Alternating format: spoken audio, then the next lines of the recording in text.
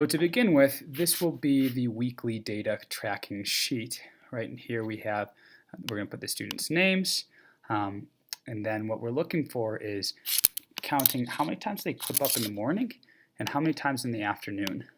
So that's where the AM and PM is. So for example, if we had John right here, we might write a 1 here because he clipped up once in the morning, and then in the afternoon 3 times, was killing it. And that would be a sum for the end of the day, 4. We're also looking for our reteaches.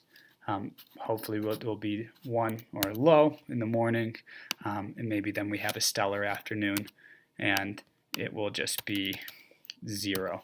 So that would be a total of 1 for that day. I'm going to go ahead and ask that we do that for all our students here.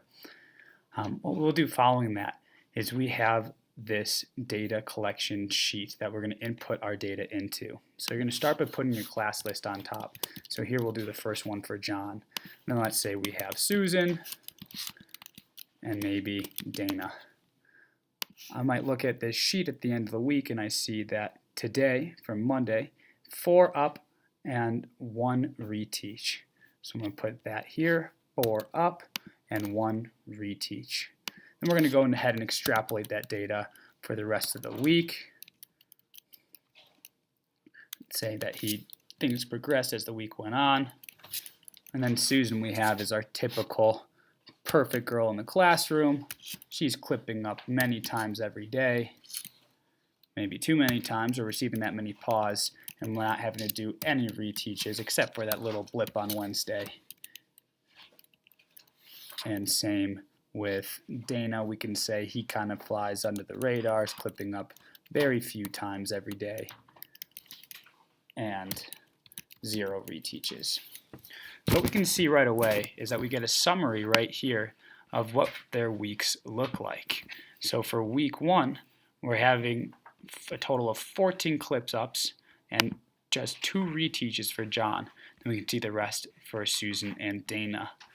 We're going to go down right below, and here we see John, Susan, and Dana, and we can see the different amounts that they are clipping up right here. What we're also interested in looking at is the weekly reteaches.